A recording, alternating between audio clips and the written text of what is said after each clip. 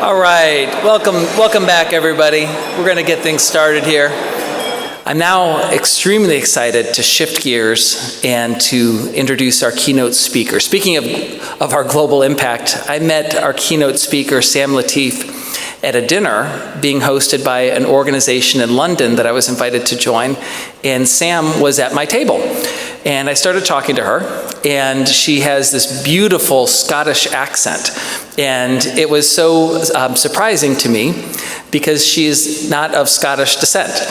And so when I heard her voice, I was like, oh, this is really interesting. I need to get to know her. And I think Sam actually heard my voice and said, you sound like you're American. And I said, yes, I am. She goes, oh, do you ever go to Cincinnati? I work in Cincinnati. And I'm thinking, well, what company is in Cincinnati? Well, come to find out, Sam is the global lead for accessibility for a small company you may have heard of called Procter & Gamble.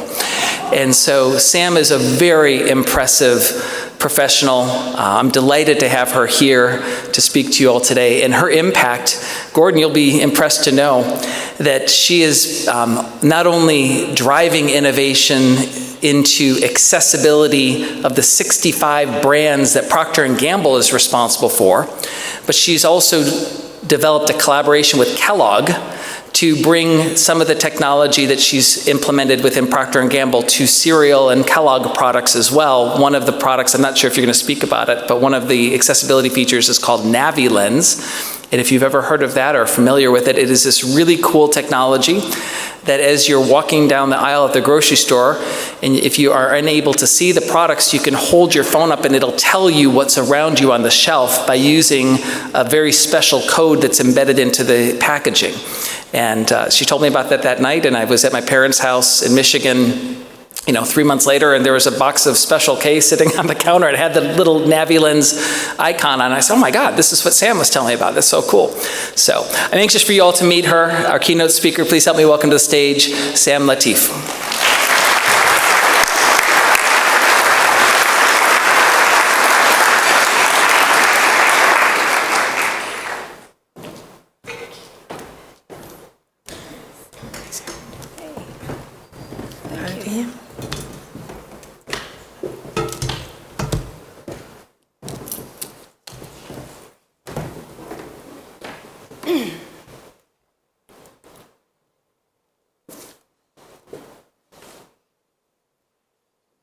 When an influential person sees the potential in you and gives you a chance, not only can it change your life, but it can exponentially change the world around you.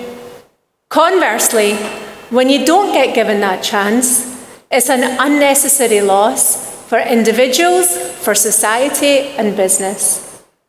Good afternoon, everyone. Thanks for the lovely introduction, Jason. It was really incredible to meet you in London. I'm really delighted to be here with you all today among people who are committed to positively impact the lives of blind and low vision people around the world, enabling us all to reach our full potential. Today I want to share my ambition to make this world a more accessible place so that no one is left out. I'm going to share my experiences in the hope that it can cause others to think out of the box and smash any barriers that come along your way. But first, let's start with a little more about me. So I'm Sam Latif. I'm P&G's first ever company accessibility leader. Some of our brands touch billions of people around the world every day, brands that you may be familiar with, like Pantene, Head & Shoulders, Olay, Gillette, Tide, Always, Tampax, Oral-B, Crest. So my parents migrated in the late 60s to the UK, and I was born and I grew up in Scotland, Glasgow. Anyone heard of Glasgow? I'm married to an Irish Scot. I have 3 gorgeous children and a cat named Oreo. We all live just outside of London in a place called Egham, where the Magna Carta was signed, so it's very historic. And today I'm wearing a blue satin jumpsuit with a white headscarf. And I love traveling, I love going to the gym, and I love running. And recently, I took up Bollywood dance classes for blind people, and I absolutely love them. So I'm one of 5 siblings, and at the age of 4, I was taken to the eye doctor along with all my siblings for an eye test. And my parents were informed that me, along with my 2 brothers, have a genetic eye condition called RP, and we were going to become blind by the time we were 16. And the doctors were right, we all lost our sight, and we call ourselves the 3 blind mice. I'm someone who wanted an ordinary, conventional life, to go to school, have friends, go to university, have a job, and all that kind of stuff. But there was just one little thing that was a problem. Being blind meant that any ordinary thing that I was trying to do was very difficult, and it was very difficult by design. I've no memory of being able to see fully, but I was seeing through a tunnel, and as I got older, my tunnel got blurrier and very narrow. And I do have memories of trying to play netball. I don't know if that exists in the US, netball, ball game, but I was never close to a ball.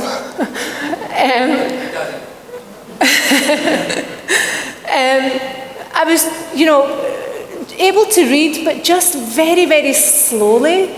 And it was very painful, and I would pretend I could read and memorize just to fit in, but I couldn't really read very well. Very slowly and time-consuming. But I remember vividly one day sitting in class, trying to read. I could see the words, I could see the black words on the back and the white background, and I was forcing myself to read them, and the words just kept floating away. They became fuzzier and fuzzier.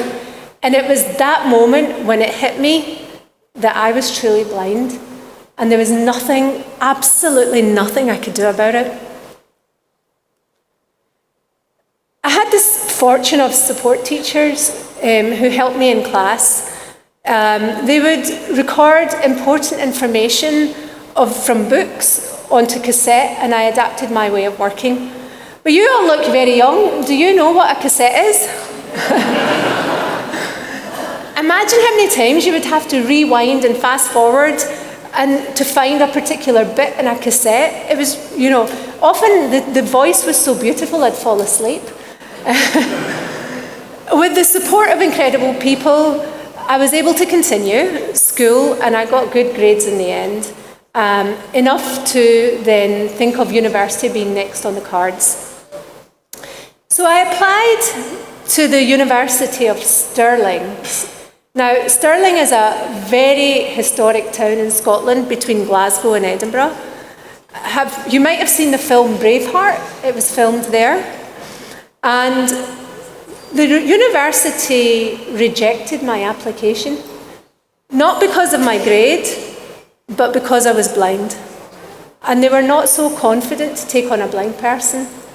And there was no Disability Discrimination Act in the UK, so it was legal for them to discriminate.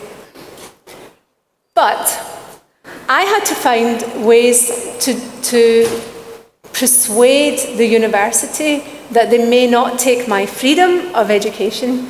So I negotiated with the university and asked them to give it a try. And if it works, then it will be a win for them and a win for me. And they let me in.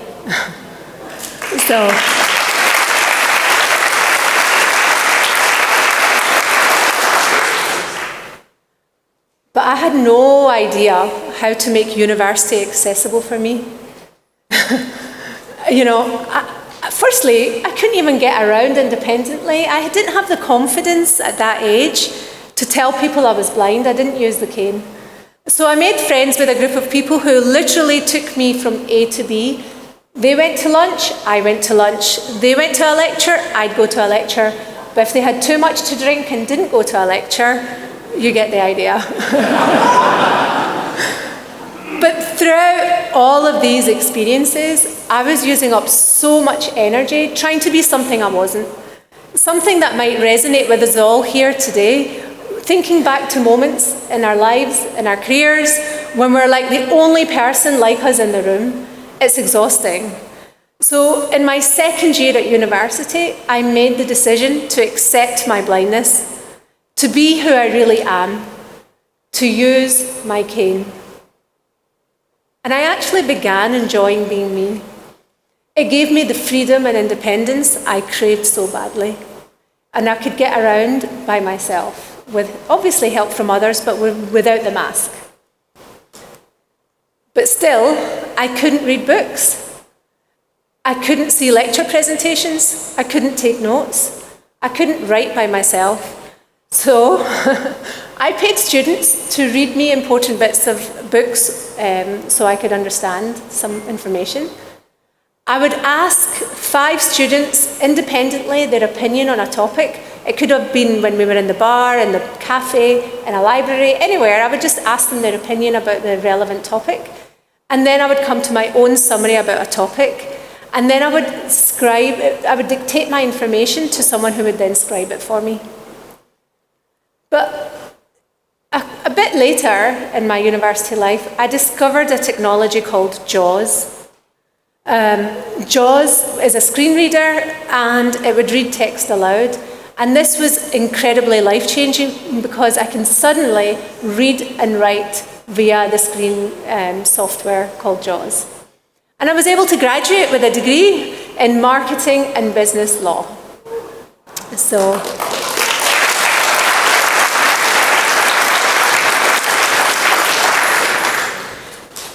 I never, ever wanted to be financially dependent on others. I knew finding a job as a student was going to be very difficult. You know, I mean, I know myself, I'd be a terrible waitress. So I ended up trying to find a part-time job that I could actually do. And back in the days, it was quite sexy to do this, not now, but it was telemarketing. It paid really well, and I was selling double glazing, I was selling kitchens, and I even ended up selling wills. So imagine calling someone and saying, "Hello, Mr. Smith, ever thought about dying?" Well, don't worry, if you have a will in place, you'll live happily ever after. So the next thing on the card was to find a proper job, like a graduate job. And it was 1998, and it was very close to graduation, and I really didn't think I'd be able to get a job. My brother, who's also blind and a university graduate, had been looking for a job over a year with no luck. Only 1 in 4 blind people of working age are sadly in employment today. 1 in 4. In the UK, and I think the stats are quite similar in the US. I went to a graduate recruitment fair with no expectations. I didn't know a single blind person in a job back then. And picture the scene. The careers fair was taking place in a massive hall. There was hundreds of people there, and I really felt unequipped to get around, let alone see what opportunities were there. And I really thought, you know, should I have really come here? Because I can't even get around. And to make things worse, I turned around to leave, and I crashed straight into this old guy. And I got so embarrassed, and I started apologizing, and the guy was so apologetic, and he made me feel so comfortable in his presence. And we got talking, and he started asking me so many questions about what I studied, what I'd like to do, my work experience. And then he said the one thing that would change the trajectory of my life. He said, "Why don't you come and work for me?" I couldn't believe it. I said, "Sure, where do you work?"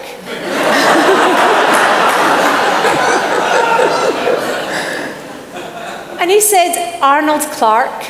Now, I knew instantly that Arnold Clark was the biggest car retailer in Scotland with over 500 showrooms. And their ads used to play on the radio, on TV, multiple times a day. And I thought, wow, he's just offered me a job. I was pinching myself. And then I asked him his name, and he said, "Arnold Clark."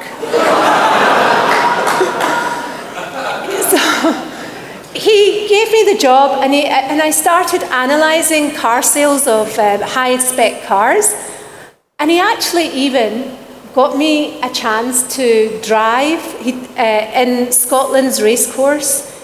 So I was even driving sports cars in a racing course. So he was absolutely amazing. And I was loving my job at Arnold Clark. It was absolutely phenomenal.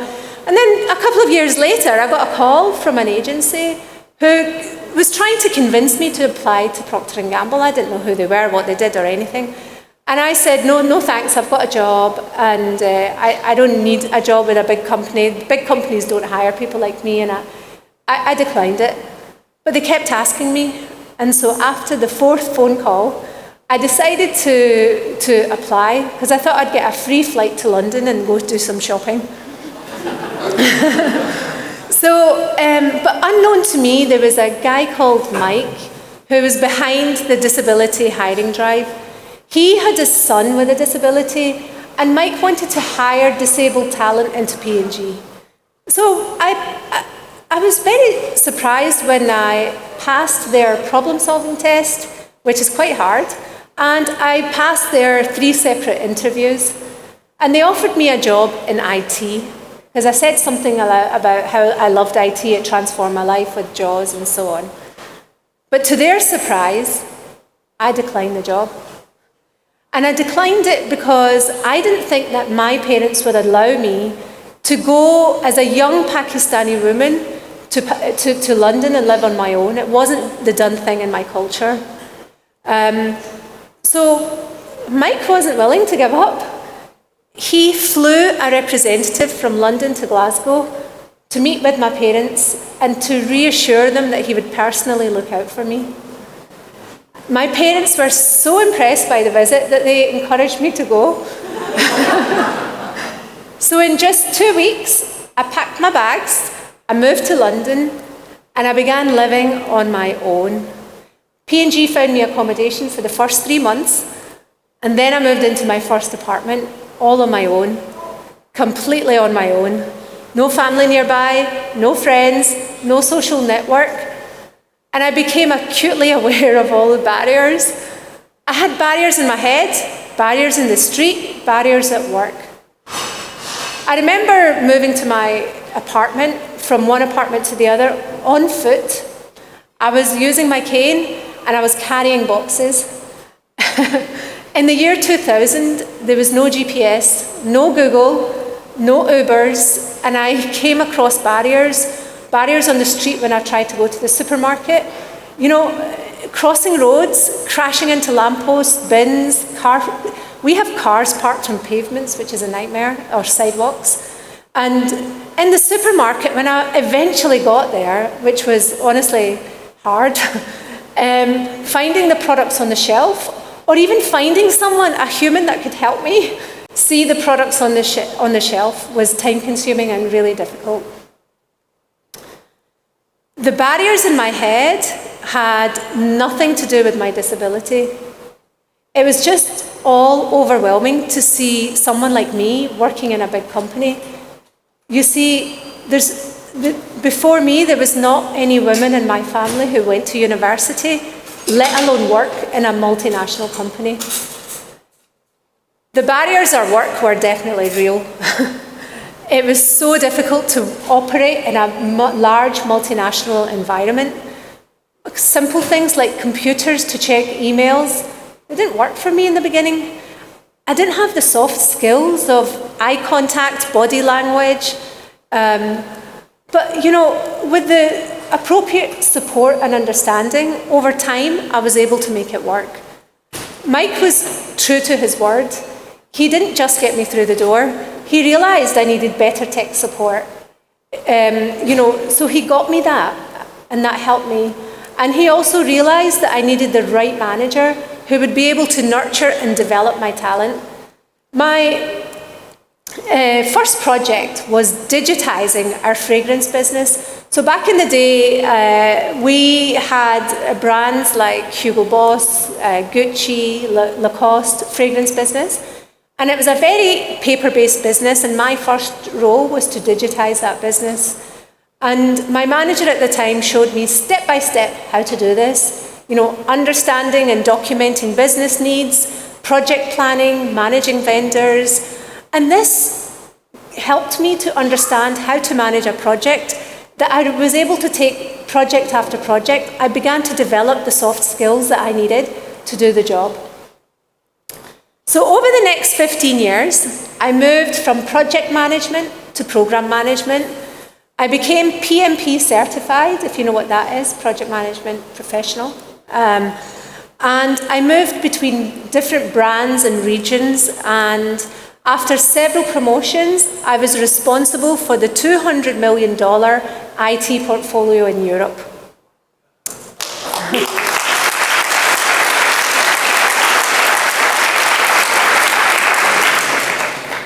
So just to step back a bit, so when I was at P&G I'd been working at P&G only for 2 years, I felt that marriage was next on the cards.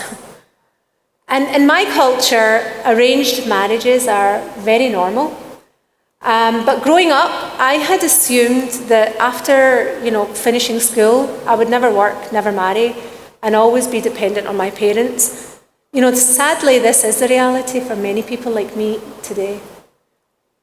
But so the way arranged marriages work, typically the boys' side, they do their research and find a girl who will be compatible for not only the boy, but his entire family. But in my case, I knew that there would be no such knock on the door. No one would be coming to ask my hand in marriage. And I think my parents knew that too. So my parents encouraged me to marry someone from Pakistan because they thought I would have a higher success rate because the guy I would marry in Pakistan would want to move to the UK. I was in a wee bit of a dilemma. As much as I didn't want to do this, I really felt obliged because I could feel their pain and desperation as a parent. I knew that no one would ask me for marriage, so I agreed to go. But when I got there, the poor guy that was supposed to marry me chickened out. And I can't tell you the relief and the sadness that I felt in equal measures. And at that point, I leant to my faith and I made a prayer to God and said, look, God, if there is someone for me, then just bring them to me. And if there's not, then just make me content with that. And very, very soon after, I met my husband, Joe. I really didn't see him coming.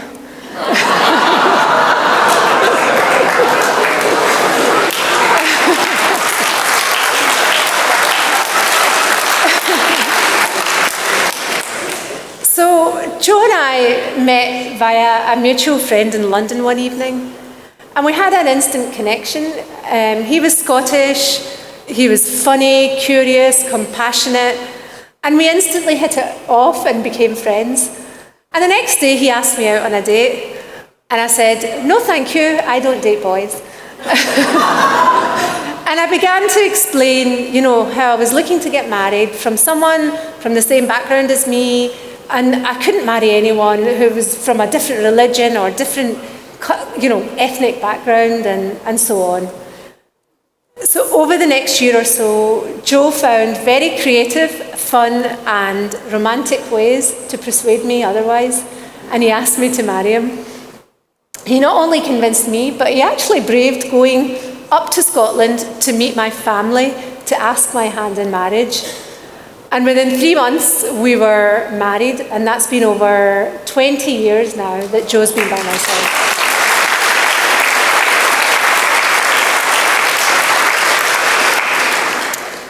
Okay, then kids were next on the cards. I had a son, Adam, who's now 15. And then we planned for one more and ended up with twins. So 3 kids under the age of 3, and I never felt so disabled. It was really the toughest time in my life. If you think about punamis, breastfeeding, and all that comes with babies, and I was continuing to work full-time. It dawned on me just how much my life had changed. You know, the advancement of digital technology had made it possible for me to do things that I'd only dreamt just a few years back. You know, I was able to sit and just do my grocery shopping, my online banking, text messaging, and it was so efficient. And these innovations were inspired by and quite often created by people with disabilities. But on the flip side, I realized that everyday products that were designed to make people's life easier were not making my life easier. How does a blind mum with 3 kids go to the shops on her own? I would pull a double buggy behind me, and I would use my cane to navigate forwards, and somewhere my third one would be there too. When I got to the shops, how could I find the products on the shelf? And when I got them home, how was I meant to know how to use them, or which was what? In the shower, how do I tell the difference between shampoo, conditioner, and body wash? On TV, I would hear the ads, but what were they for? Because I didn't know what brand they were. And back then, the internet was really inaccessible for me. And I realized that whilst I was spending a lot of money as a consumer, the manufacturers of those products were not helping to make my life any easier. And I knew that it was an unintentional miss. I thought that me working at P&G meant that maybe I have the power to change things for the better. And suddenly it all became clear.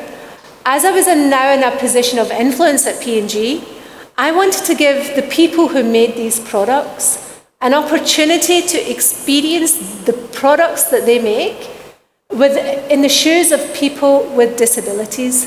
So I came up with this disability challenge, and I asked people to wear glasses to simulate sight loss and tell me which bottle was shampoo or conditioner.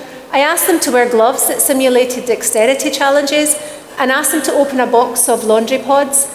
And I asked them to listen to our ads that we were making and tell me the storyline at the end. You know, I asked them to navigate our offices in a wheelchair. And what do you think happened? They struggled. They simply couldn't do the tasks that I'd set out for them. The disability challenge went viral in the company, and it eventually reached the CEO and his leadership team. And on his leadership team was the executive sponsor for people with disabilities at P&G. His name is Julio Nemeth, and he was the next special person in my life. So Julio, the CEO, and the leadership team took the challenge, and it took them 5 minutes to open a pack of Pampers. And the shock told them everything. You know, until the disability challenge, the company had never considered consumers with disabilities. They were excluding them, disabling them as a result. Not only that, but 20% of the world's population has a disability, a disposable income of $1.9 trillion. So it's a market worth reaching. So a week after the challenge, through Julio, I was offered my new job, which has evolved into what I'm doing now as P&G's first ever company accessibility leader. And how has that changed for people with disabilities? Innovations started coming to market, and I've brought some of those here today, and if you want, I can show you them at some point. There's a limited supply, but this is my plug if you want to take some. You're welcome to them. But we put tactile markings on our shampoo and conditioner bottles for herbal essences. It was only in the US, but the American community, the blind community, were so blown away that P&G was solving one of their daily frustrations. They asked us to expand the tactile symbols from shampoo and conditioner to all of our products. We put tactile markings on our new laundry box in Europe that you can actually even open with one hand, yet it's child safe. We've now developed a tactile system for all of our sorry, one sec. We've now developed a tactile system for all of our products so that any company can implement if they so wish. And we're piloting new ways that people with disabilities can see and select and buy products in store with that new disruptive technology that Jason mentioned called NaviLens. Our offices are also becoming accessible for people with disabilities.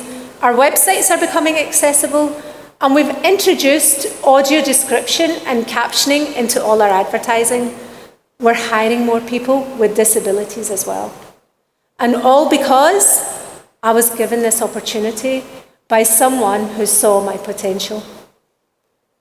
There have been, and there always will be, challenges.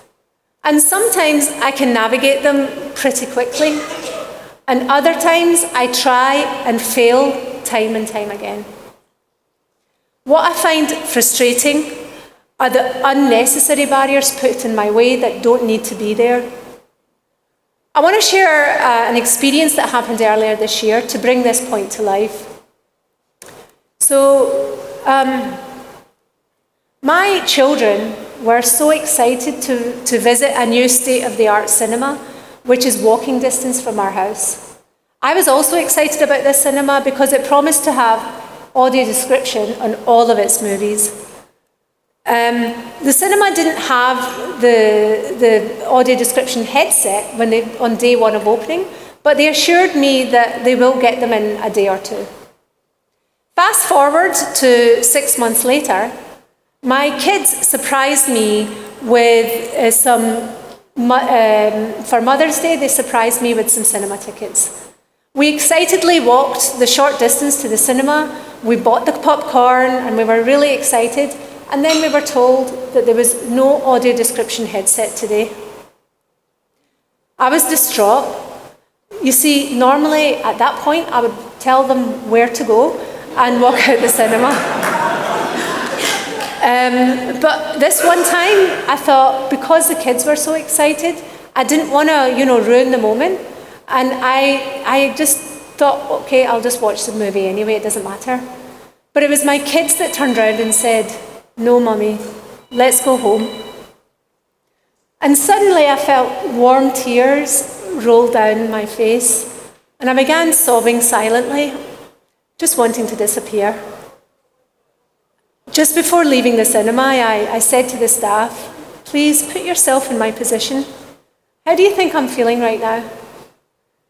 What they didn't realise was that by being inaccessible, they were not only taking away precious moments between a mother and her kids, they were losing out on potential revenue. The next day I got a call from the cinema. They told me they had gone and got the headsets, and they now invited my entire family to come and watch the movie for free.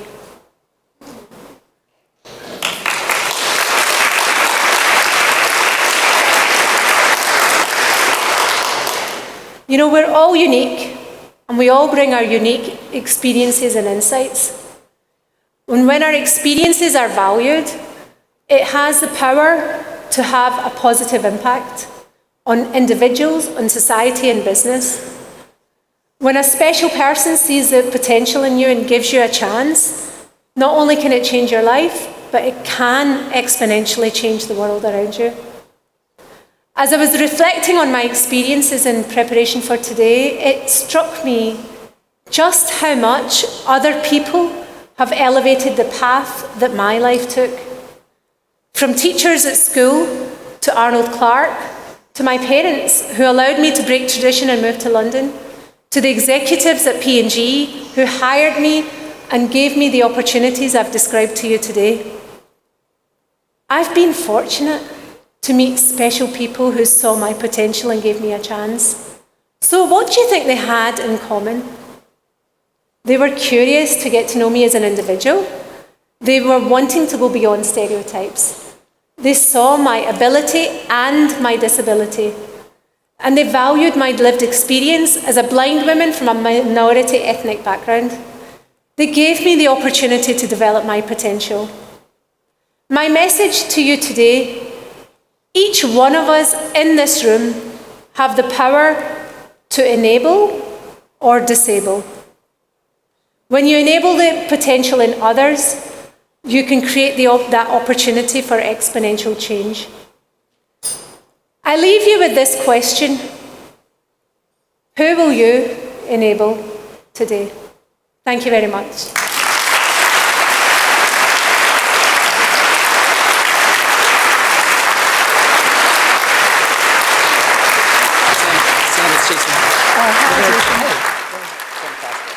Beautiful. They're giving you a standing ovation. Oh my God. Are you hopefully having a Q&A? Yes. So you stay right here, Yeah. and I'm going to take this mic and make it. Is this mic on? Oh, it is. Good. All right. We're going to take maybe 10 or 15 minutes for Q&A. So if anyone has a question for Sam, that was beautiful, Sam. That was such a great story. I didn't know 99% of that. So it was really great to get to know you through that storytelling. So if you have a question in the audience, so please raise your hand. And please wait until one of our staff bring a mic to you, because this session is being live streamed as well. We want to make sure that the audio makes it through as well. So we'll go back here to the back left corner. I think that's Eric. Here's your microphone. Hi, it's Tim Smith. I'm the chapter president for the Cincinnati, Northern Kentucky chapter. Hi, Sam. Hey, nice to hear you here. Yes. Thank you for coming and doing this. We appreciate the work you do. I have another close friend who's actually a fellow board member with me, who also works at P&G. She's blind, works on some different initiatives for accessibility. As I understand it, maybe I'd like to know if you know about it, if you can explain. I think P&G is doing some other efforts in terms of environmental issues, in terms of like built environments, and just in general how P&G works across all its consumer segments. Is there something that you know beyond just packaging? Because I know I've experienced the herbal essences and it's brilliant, and I appreciate what you guys are doing there, but is there anything else that you can talk about that goes beyond that?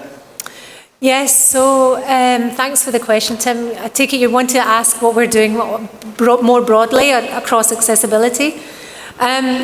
So we have an accessibility plan in place for our employees. So that is for career development, hiring, and are making our facilities accessible.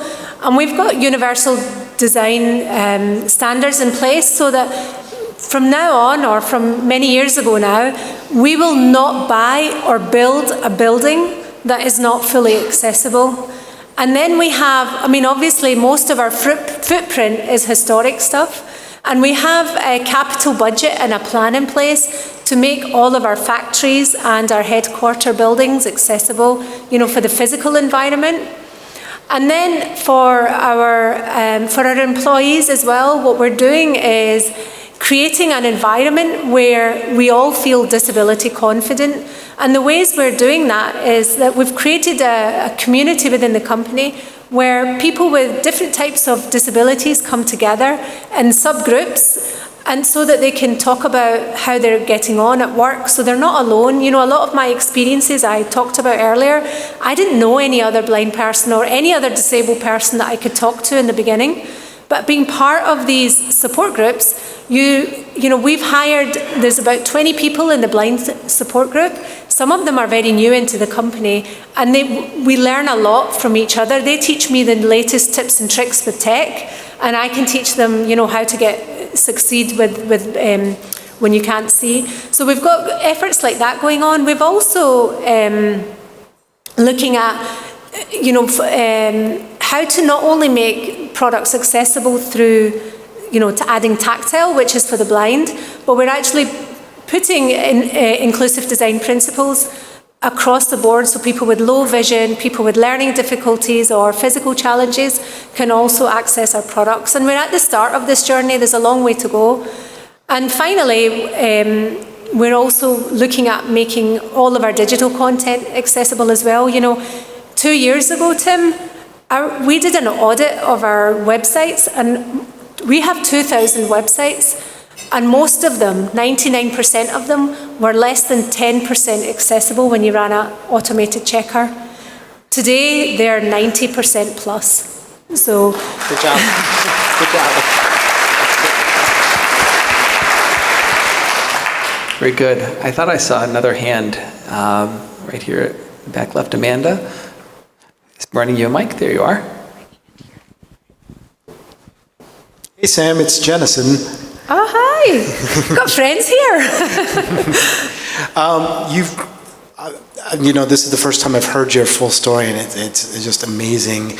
But I'm curious if you have any funny stories of situations where you were interacting with someone, maybe in your travels, where you knew they were uncomfortable with the fact that you were visually impaired blind, and you had to kind of win them over in any funny situations like that. I've got quite a few. I'll tell you one of my personal favourites. So I used to work on the brand Pampers, and then I wanted to get promoted to the next level. And at P&G, they have this idea that you need to go to this this really tough assignment before they'll promote you. And so they said, we've got this incredible role that we think will be good for you. And I had no background about this role, so I thought I was starting an onboarding meeting with my new client in P&G. He thought he was interviewing me for the role because, you see, two people before me from IT were fired from this role, and I was number 3. And his request to IT was, I'm looking for a French-speaking software engineer based in Geneva. And my IT leadership said, well, we think we've got just the person for you, but I can't speak French, I'm based in the UK, and she happens to be blind. And so this Belgian guy was thinking, I think he swore a little, and then he decided to ask my previous, client when I worked in Pampers a bit about me, and based on that, he decided to offer me the interview, which I thought was actually my onboarding. And after this session, he actually then let me onto the project. And the project he didn't need a software engineer. It was more about, when you have us and them situation, when it's IT say it's the business's fault and the business say it's IT's fault. And so all they needed was someone who had good communication and interpersonal skills.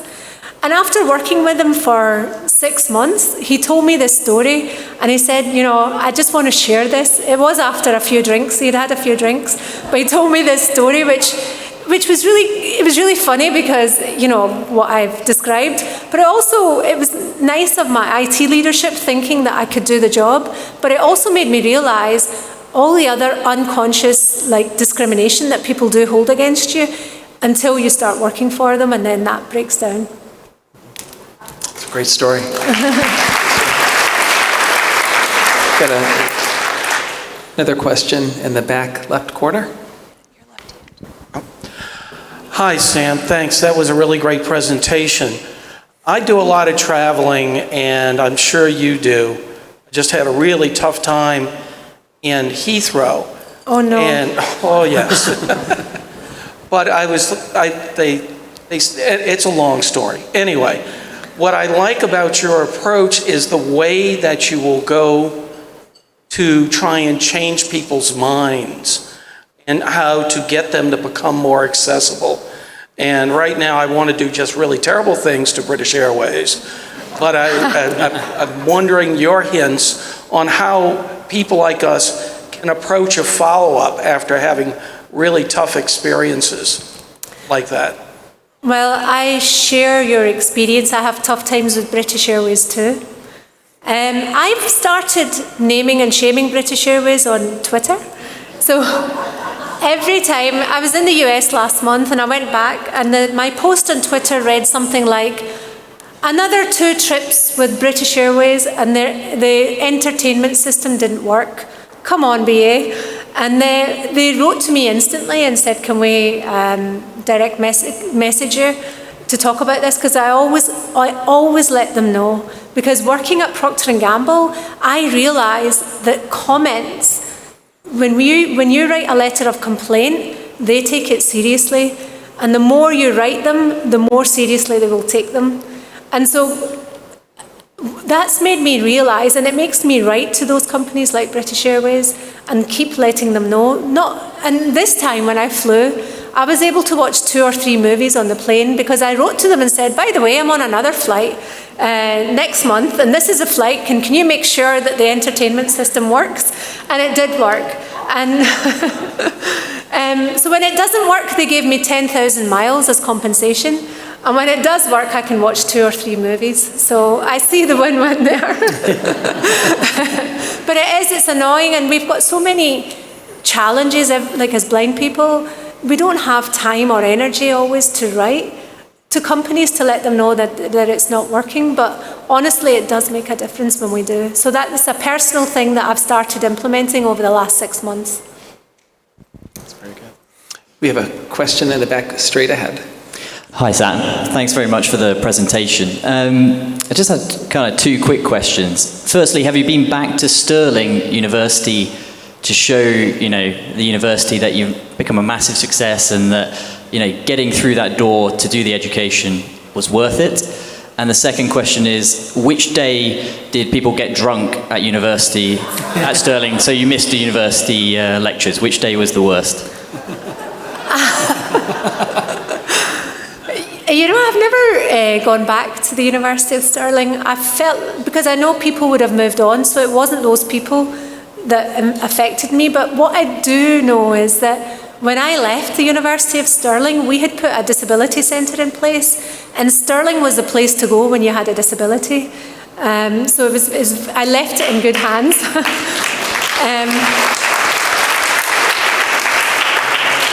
And if you know anything about Scottish people and drinking, I can safely say that I can't recall a day where there wasn't any drinking.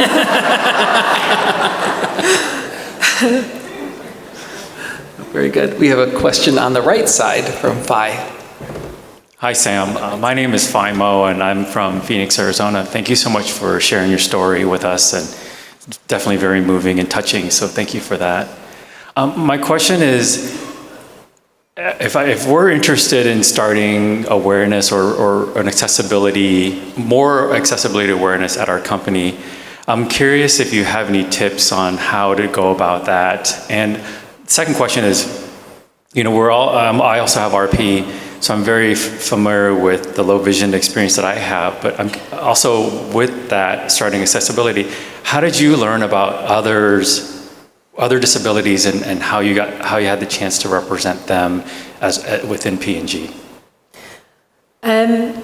My way has always been to get to know people with disabilities as well. I think having a support network is so powerful. I went to a school which had a special unit for blind people, but it was a mainstream school. And I'm still in touch with those blind people, and we learn so much from one another. There's a different relationship you have with other blind people because they teach you things, or you learn from one another. But I also learn to integrate into mainstream, just to be part of society. You can't really put me in a box. Which one would I fit in? But I think, sorry, I forgot your question about how to get accessibility started in your company. Yeah. I think it's always finding some passionate people in your company that feel the same, and just start with something small. And the best thing that I've seen is getting people to experience that challenge. I'm very aware that sometimes people with disabilities think that it's not so good to do the disability challenge because people are not really living what we are living on a daily basis. But even if able-bodied people experience disability, even just for a moment, it really builds, empathy at a level that doesn't exist unless they've been there before. So for me, that's like the first step was building that empathy and getting people to experience. Sorry, I don't know what business you do, but I would get them to experience your business from a disability angle. Very good. We've got time for maybe 1 or 2 more questions. Don't see any hands, so going once, Oh, there you go. I feel like an auctioneer on like one of our fundraising events. I didn't even get to going twice. So in the back left side of the room. Hi, my name is Esther Biswas-Fiss, and I'm from the University of Delaware. So I'm familiar with ADA requirements at our American institutions, and you mentioned at the time you were a university student, nothing was in place. Have things changed in the UK? Oh yeah, absolutely. I think there's the Equalities Act now in the UK, but in general, with the advancement of technology, like you can get so much information available electronically. And I think quite a lot of universities have now got the infrastructure set up to help students with different types of disabilities. And the one good thing, I don't know if it exists here, in the UK now, the government provide a disability support allowance for students with disabilities, so that the government then pays for your any equipment that you need, any help that you need, the government pays. And that is now also extended to a really well-kept secret in the UK, which moves into employment as well. So as a disabled person finding work, like if you need accommodations at work, the UK government will pay for those accommodations. If you need to travel to work in a taxi, the UK government will pay for that. And it's so enabling, but not many people know about it and use it. Very good. All right, we're going to try again. Going once, going twice. I think that's it. So thank you, Sam. Please, Yes, thank you. everyone, please help me thank Sam Latif. That was fantastic.